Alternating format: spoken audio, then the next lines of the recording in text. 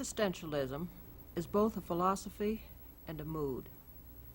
As a mood, I think we could say that it is the mood of the 20th century, or at least of those people in the 20th century who are discontent with things as they are.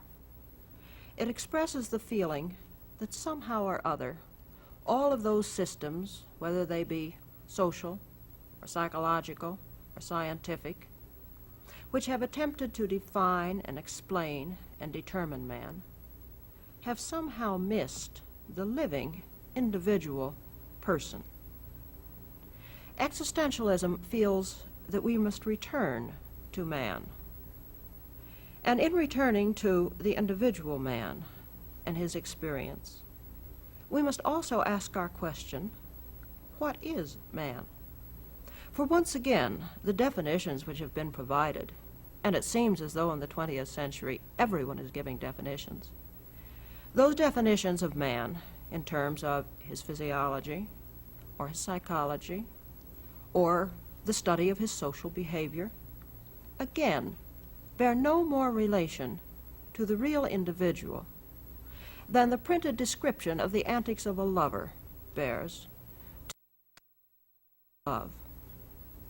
Existentialism is concerned especially with what the Spanish existentialist Unamuno has called the tragic sense of life. The tragic sense of life is something which philosophers, for the most part, have neglected, for they have been concerned above all else with providing some sort of rational explanation which would include and smooth away everything.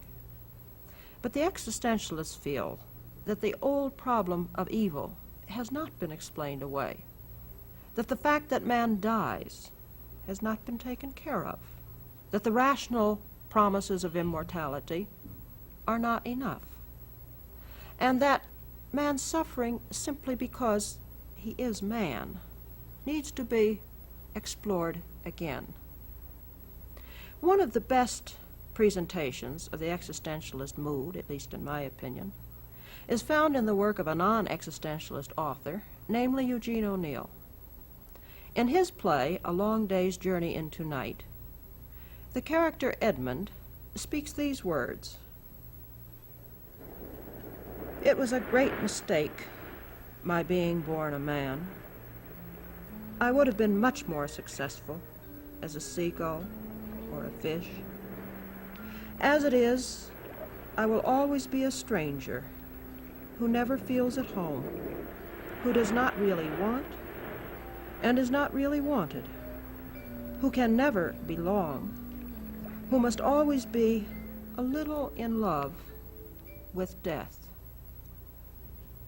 Now, what O'Neill is expressing here is really the feeling that it is difficult simply to be human. Difficult because to be human means somehow or other to be separated from one's environment, to have a little gap even between oneself and whatever one thinks one is. Consequently, it is a little difficult to see just how one can be related to other people or to this alienated world. Difficult not to feel that one is constantly overshadowed by the possibility, well, the certainty of a death which one can never quite comprehend. There are, of course, many facets to the existentialist mood, and it would be more accurate to say that even in the philosophy, there is not an existentialist philosophy, but rather many existentialist philosophies. For within existentialism, we have included widely different people. We might begin, perhaps, with the Dane, Søren Kierkegaard, who lived over 100 years ago, but who wasn't really appreciated or very significant until our own day. And we would have to include people like Gabriel Marcel, who was a Catholic, and Will Herberg, who was a Jew, and the controversial Paul Tillich. These on the religious side, but they're the humanistic existentialists too, those who deny that there is any God.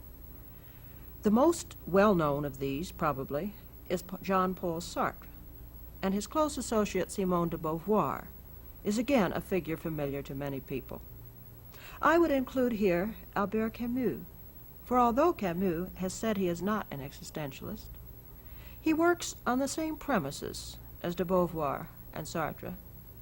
He asks the same questions, and frequently the answers that he gives are absolutely acceptable to de Beauvoir and Sartre. Sometimes, I myself would say even better, and entirely consistent with their premises. Perhaps the most fundamental view in existentialism, whether religious or humanistic, is what Sartre has declared to be the one unifying factor. The one unifying statement, says Sartre, which every existentialist would agree to, is this: existence precedes essence. It would be very easy to shrug this off and say, oh well, this is an abstract bit of philosophical jargon. What does it mean to me? What it means, in non-technical terms, is this: that man is different from the rest of creation, in that he is not born with an essence. That is, there is no overall definition as to what man is or ought to be. For man, if he has an essence at all, has simply the essence of freedom. And if his very essence is freedom, this means that his being is to determine what he wants to make of himself. Therefore, as Sartre puts it, man exists first, and as an individual, strictly speaking, there is no mankind except retrospectively. But the individual man exists, and by his life, by his actions, he determines not only his own essence, but he helps to contribute to what will have been the essence of mankind. As William James would put it, we will know what man was when the last man has had his last say. As early as 1921, we find in a play by the Italian Pirandello an investigation of this problem of what the reality of the human might be. I'm referring to the play called 6 Characters in Search of an Author. In the scene which concerns us, we find that one of 6 characters has appeared to the director. He has insisted that their comedy, which has not yet been written, should be performed instead of the one which the director had in mind. And then the father raises very embarrassing questions as he talks to his director, questions which the director does not quite know how to answer. I should like to ask you to abandon this game of art which you are accustomed to play here with your actors, and to ask you again, quite seriously, who are you? Well, if this fellow doesn't have a nerve. A man comes here who calls himself a character and asks me who I am. A character, sir, may always ask a man who he is, because a character has a real life of his own, marked with special characteristics. For this reason, a character is always somebody, but a man, I'm not saying you now, may very well be nobody. Yes, but you are asking these questions of me, the director, the boss. Do you understand? But only to know if you, as you really are now, can see yourself as you once were, with all the illusions that were yours then, with all the things both inside of you and outside of you as they seemed to you then. Well, sir, if you think of all those illusions which mean nothing to you now, of all those things which don't even seem to you to exist now, whereas once they were for you, don't you feel that the very earth under your feet is sinking away when you reflect that in this same way, this you as it seems to you now, this present reality of yours, is fated to seem a mere illusion tomorrow? Well, well, and where does all this take us anyway? Nowhere. It's only to show that if we characters have no reality beyond illusion, then you too cannot count overmuch on your reality as it seems today, since like that of yesterday it may prove a mere illusion tomorrow. Oh, excellent. Next you'll be saying that you, with this comedy of yours you have brought me here, are more true and real than I am. But of course, without a doubt. Oh, really? But I thought you understood that from the beginning. More real than I. If your reality can change Well, from of day to course day... it can change the same as anyone else's. No, sir. Not ours. Look here. Our reality doesn't change. It can't change. It can't be other than it is because it's already fixed. Forever. It's terrible. Ours is an immutable reality that should make you shudder when you approach us, if you are truly conscious of the fact that your reality is a transitory and fleeting illusion, taking one form today and another tomorrow. An illusion of reality in this fatuous comedy of life which never ends, nor can never end, because if it were to end tomorrow, why then all would be nothing. Oh, for God's sakes, will you at least stop this philosophizing and let us try and shape this comedy which you yourself have brought us here? You argue and philosophize a bit too much, my dear sir. But believe me, I feel what I think. And I seem to be philosophizing only to those who cannot think what they feel, because they blind themselves with self-sentiment. I know that to many people such self-blinding seems much more human, but the contrary is really true. For a man never reasons so much or becomes so introspective as when he suffers. It's when he suffers that he seeks to find the reasons for his suffering, to find out whether it's just or unjust that he should have to suffer them. But on the other hand, when a man is happy, he takes his happiness as he comes and doesn't think about it, just as if happiness were his right. An animal suffers without reasoning about its suffering. But take the case of a man who suffers and begins to reason about it. And oh no, it can't be allowed. Let him suffer as an animal suffers, and then, ah, yes, he is human. Oh, look here, you're off again, philosophizing worse than ever. I'm not philosophizing. I'm crying aloud the reason of my suffering. Pirandello's seen as existentialist in two ways. In the first place, Pirandello is saying that philosophy may indeed stem from the suffering of man, because man finds that his very existence is somehow or other painful.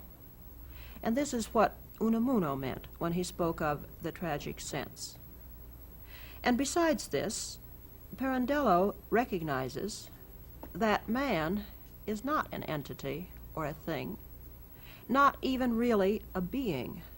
Rather, he is a becoming, a constant changing, a process. And to be a process, and to have this discrepancy at his heart, means that man never quite knows who he is. Now, Sartre has expressed this in far more technical terms by his famous distinction of two kinds of being.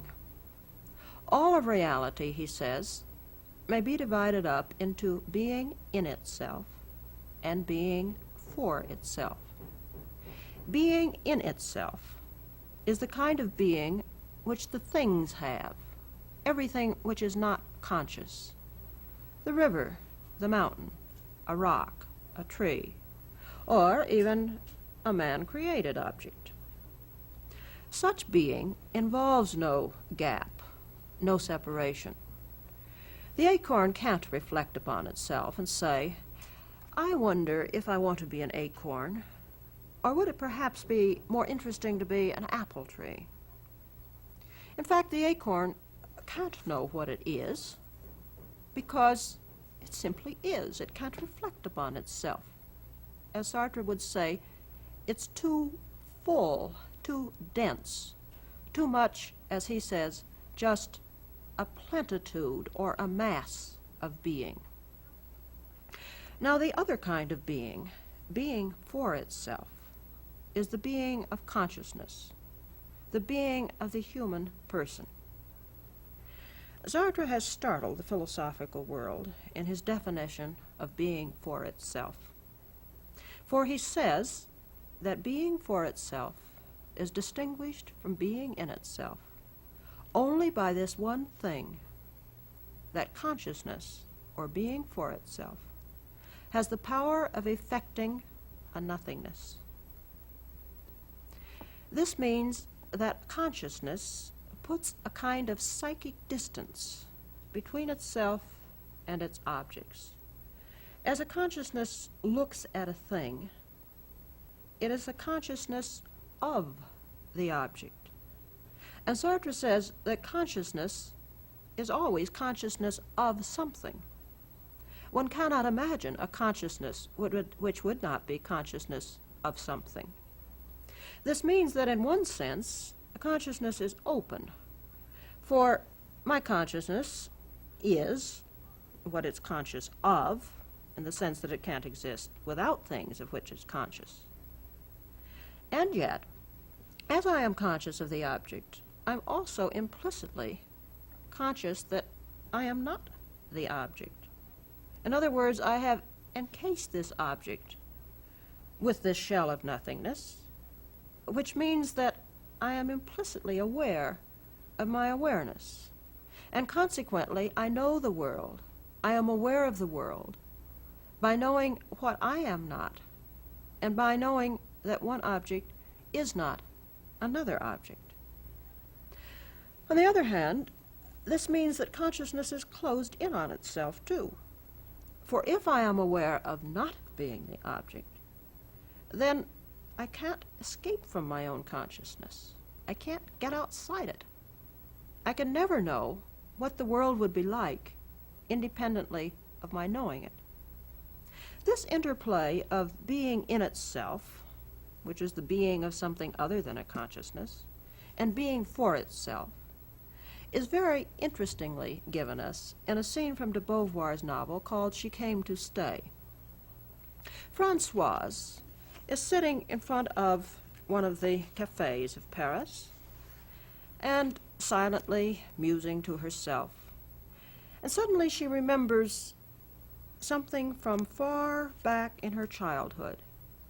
And like Proust, she sets out on the pursuit of time past. She felt a sudden anguish. It was not a definite pain, but she began to delve deep into the past to unearth a similar pain. Then she remembered. The house was empty. I was standing on the first floor, a little girl, holding my breath. It was funny to be there all alone. It was funny, and it was frightening.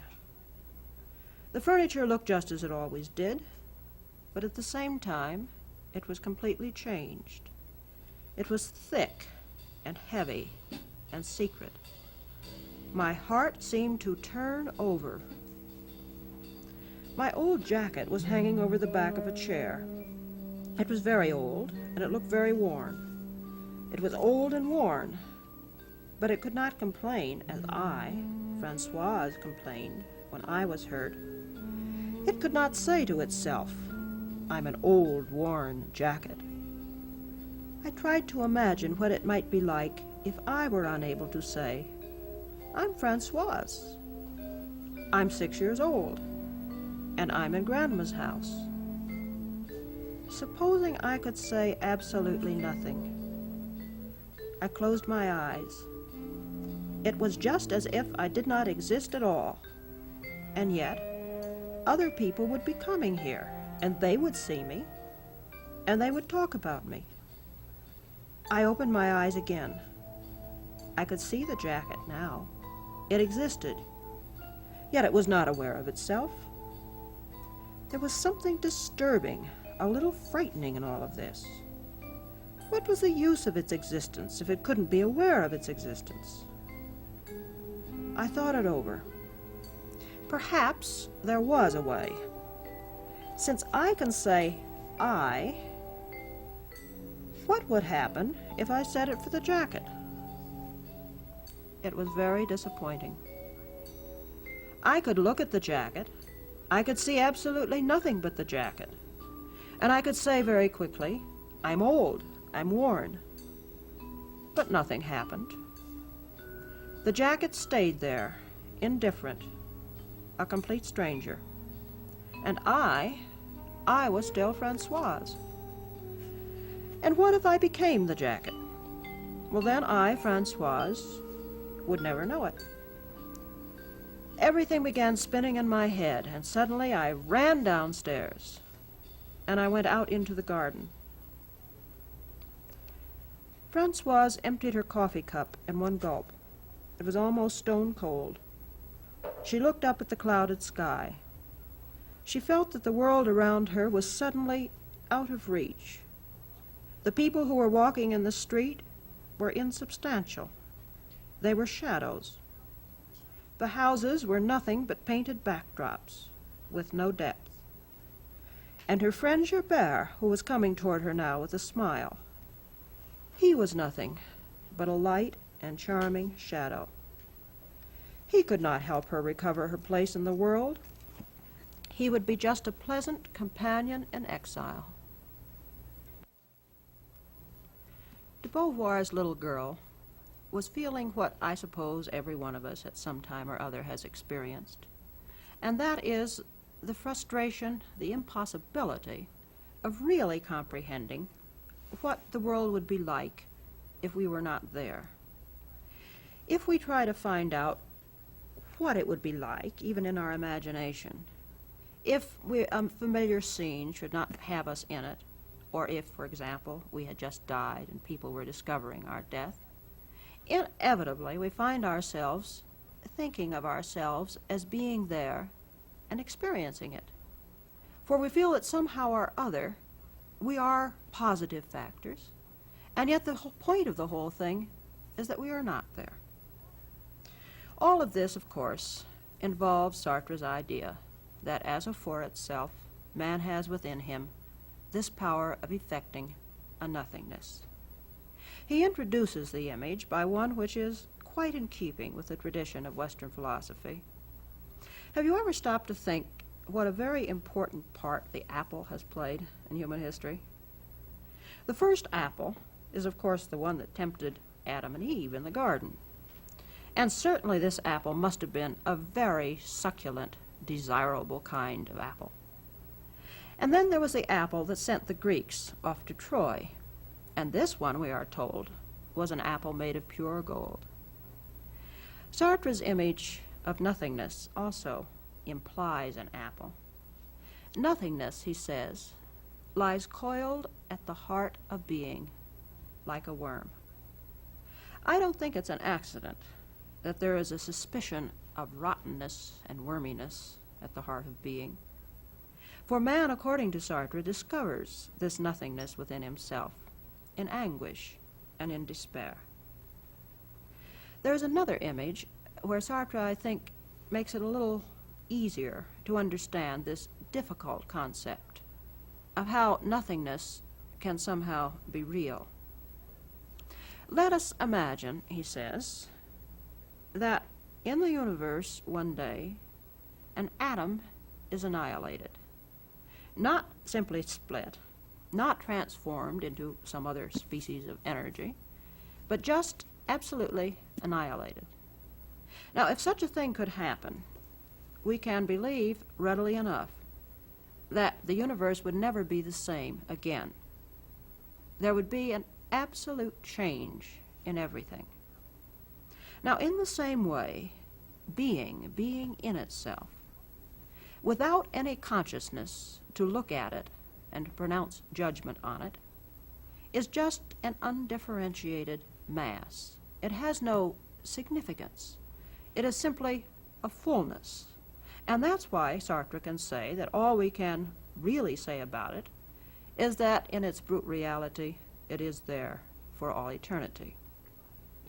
But the moment a consciousness comes in, then there can be significance and differentiation. For a consciousness can balance one part against another by putting a distance between them, can say this object is not that object, and can also stand aloof from the world and bring it there before itself for judgment. Sartre has given several definitions of man. One of them is this: man is the being who is what he is not, and who is not what he is.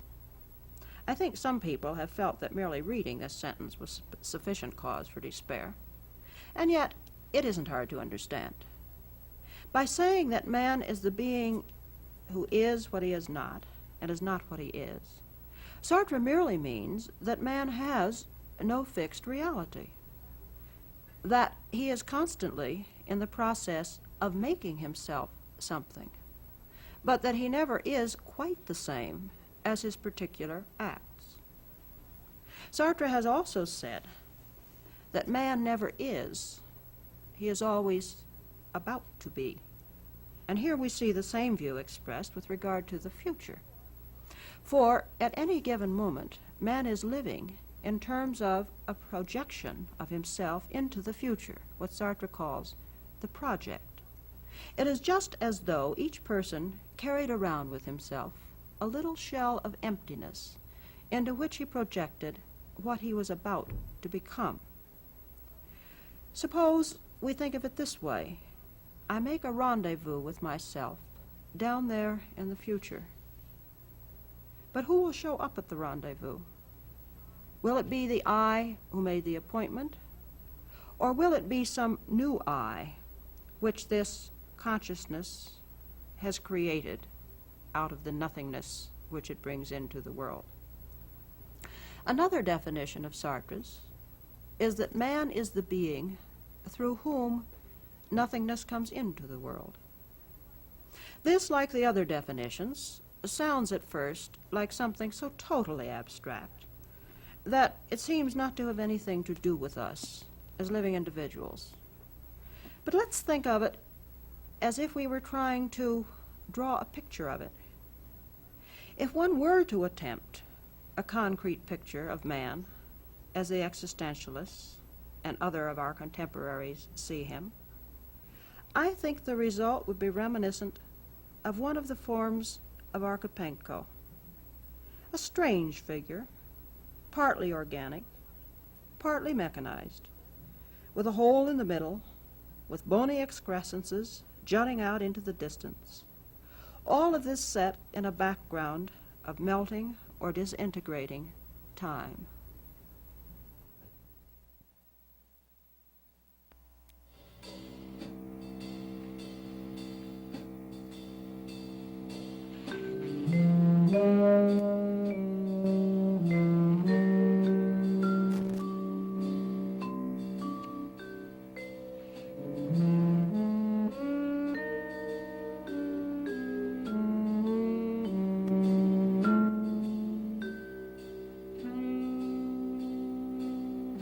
Use of the scene from 6 characters in search of an author by Luigi Pirandello was made possible through the cooperation of the Mondadori Publishing Company and the Pirandello estate.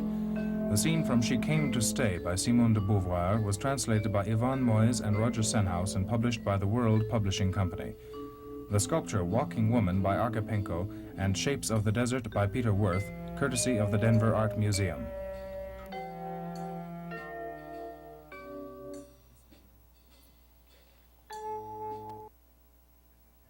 This is NET, National Educational Television.